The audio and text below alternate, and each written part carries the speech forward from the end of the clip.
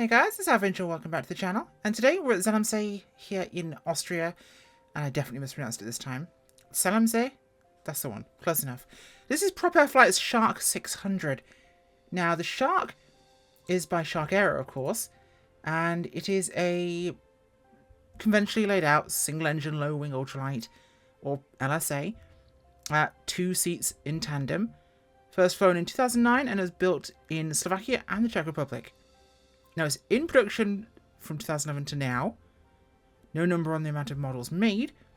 However, it has optionally fixed or retractable gear. Now, the particular model we're looking at has a 100 horsepower Rotax 912.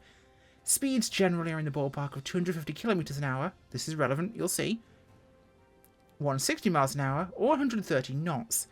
And that's cruise. Max speed of 300k, 190 miles an hour, 160 knots. Again, important, you'll find out why. Now, its range is 2,500 kilometers, or about 1,300 nautical miles, which is incredibly far for its size. Service ceiling's up to about 13,000 feet, so a pretty potent little aeroplane. Now, this one has I believe it is the Dynon HDX avionics package, autopilot, and a bunch of fluff about detailed textures, animations, and accuracy of pixels. We'll see. Either way, we're going to hop in and take a look around the airplane, and it has a couple of unique features. Now, outside our airplane, as I put my head back into the correct place, I always do this kind of thing. Now, this is €6 on Sim Market, which is a paltry tiny sum. And for a simple aircraft with one livery and a fixed tail number, yeah, we're heading towards an acceptable price there. It's a small, simple aircraft too, so it's not a lot going on. So not an unreasonable price. Now, it's the €6 for 2020 and then for 2024. So 12 total if you bought it on both. And I bought it on both because I first bought it in 2024. And that should tell you something. To be fair, it's actually rather nicely detailed. I'll give it that. 2024, it had a bug where the pilot was sitting on the front of the cowling and the engine wouldn't start at all. Now, I've tried flying the 2020 version a few times, and starting the engine the first time is problematic as well.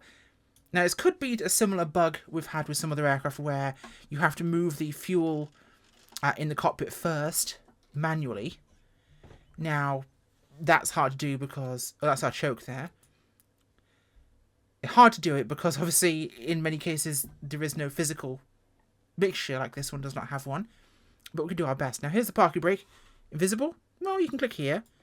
Why? Because it's in that little notch there. So nice and easy. We'll leave that on. Now for starting, we're going to make sure we have our master on and our engine start in. Now a cool feature for you here, by the way, is look at our flaps. They are on the wing there. Now if I was to go here and pop the canopy open and look at the flap, let's select flaps 3. Oh, nothing's happening, and there's a... To engage the flap motor the first time, you have to hit flap 0. Then you can hit any flap you want. No, I don't think I actually have the flaps thing selected, which I probably need to have engaged. So, yeah, see, flashing, hit it once, and then it'll actually actuate and cycle. And if I select 0 again, they'll come back up again. Now, if I was to basically knock this off again and put it back on, now I was to go, give me flaps 3. Notice how it's flashing? Yeah, it needs to be engaging the motor. So it's actually how the real one works. So that's accurate. Now, looking through our manual start system here, we're going to go to engine cooling to open, engine start to on, which we're doing in a second, fuel pump to on. So those two are on. Lights as required. So we're going to make sure our position lights are on. We're going to make sure our strobes are on. Engine cooling will need to be on too. Throttle is going to be right where it needs to be. Mags to both on. Choke to engine. Well, we'll try it off first and we'll see how it goes. Engine start. Give it the choke.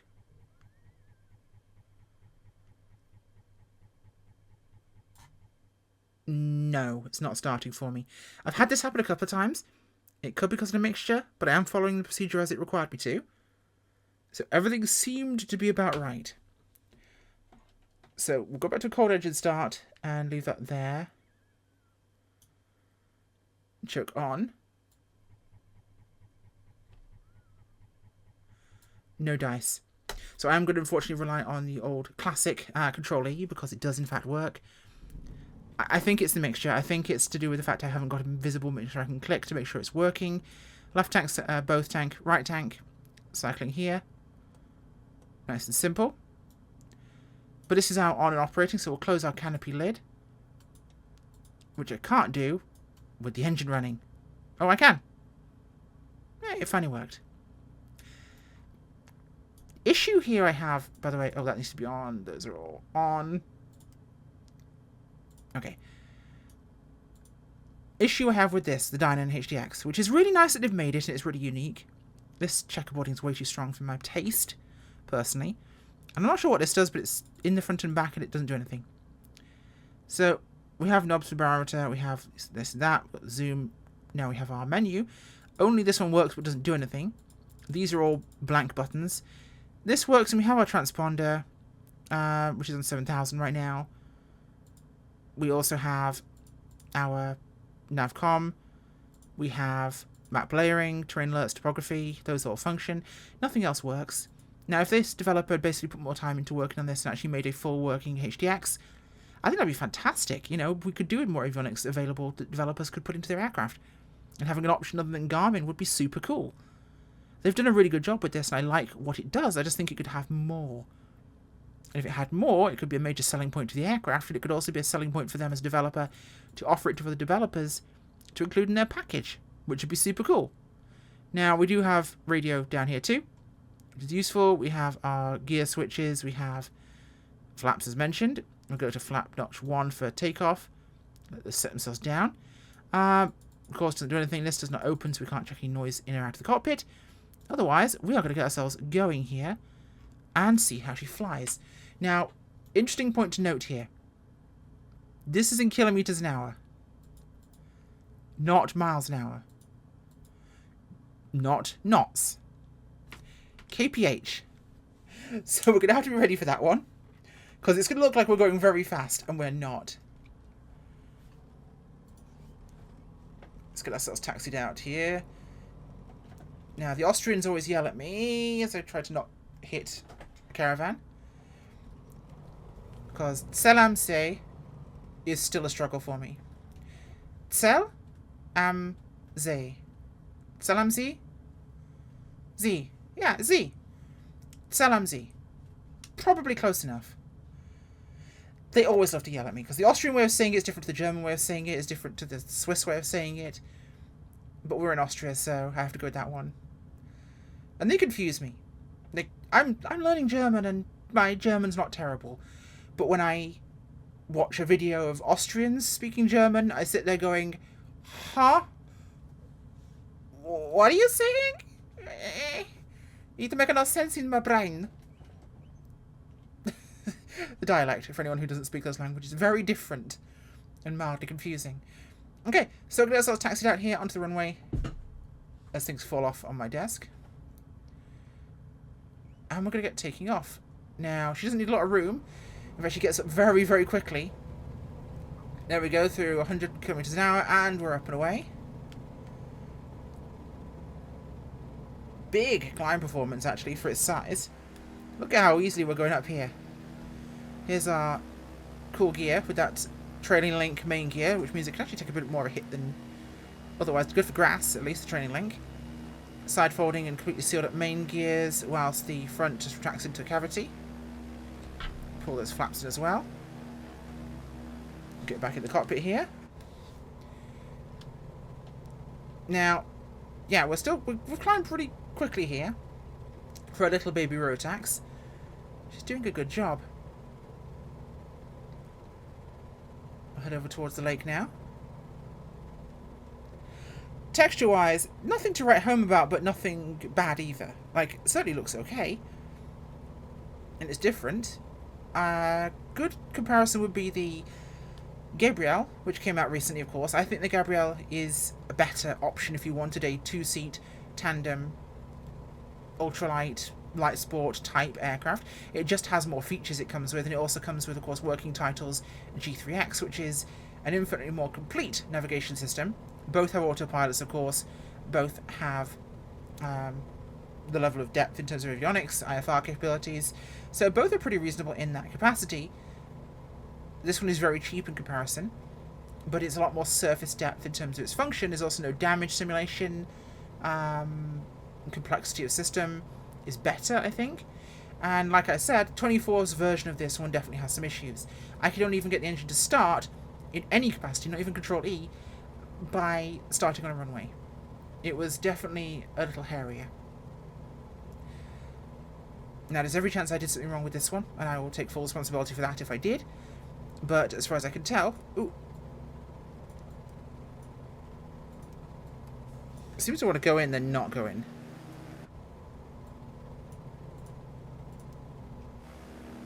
I get a small poof of it. Is it tied to a light switch?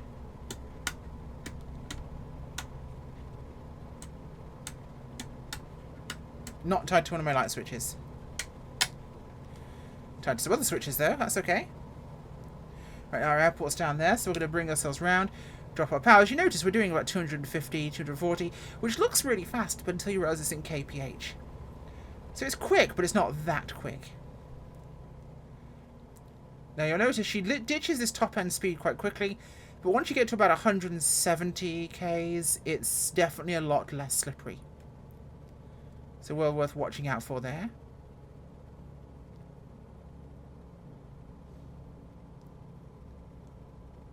Let's bring the speed down here.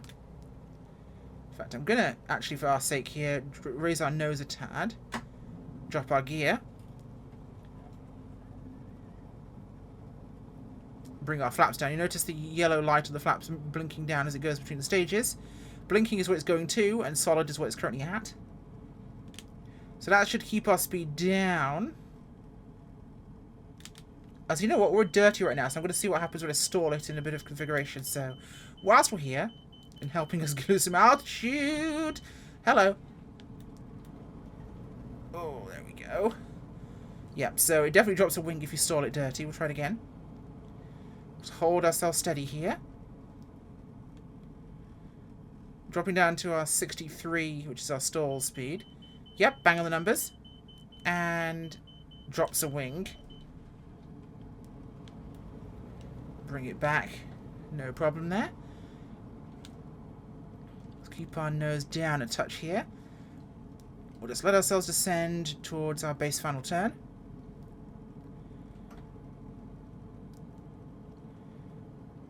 Kein problem. Okay. Looking good. So, yeah, like I say, animations and textures are quite cool. Also, I love the fact there's a hole down there I can look through. Like, that's a hole. It's also a great way to visualize your nose gears down, because you can see the gear. Watch this. Yep, see? If my gear's not down, I can't see out. When my gear's down, I can see the wheel, which is kind of neat.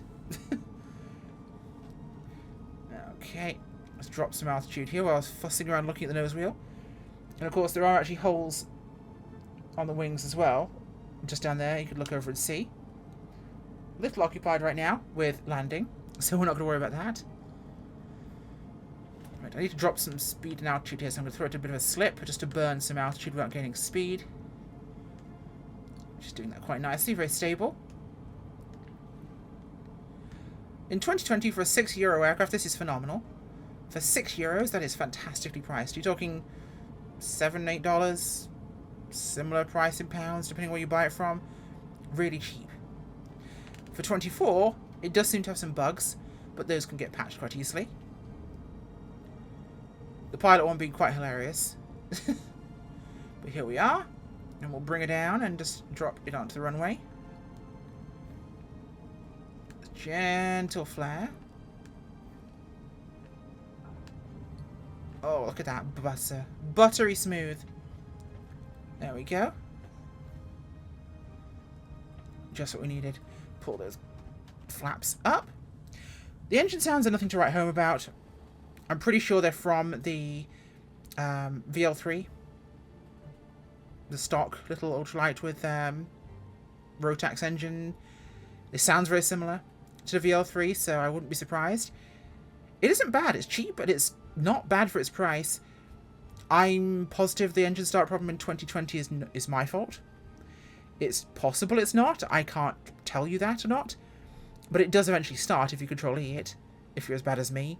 And if you do know how to start it properly and you aren't me, then it's perfect. If it doesn't start, then you're on your own. But, yes. For the price, I can accept a couple of bugs. Bugs are within reason at something like this price, or free, so it's a good aircraft. I don't think it's bad. I think you're not being asked a highway robbery price, and I've not seen anything come to the market in freeware terms much cheaper than this, ever. So, worth a crack even if you don't like it, because it's barely a price. Okay. Now, fun thing is my actual hardware mixture does do nothing when I cut it there, so it's not actually reading it, I don't think. So it could be something with how it actually registers its fuel system in-game. But to turn it off, we just knock our magnetos off, and she loses power. Well, thanks for watching, guys. Hope you found this useful, and I'll see you soon. Bye!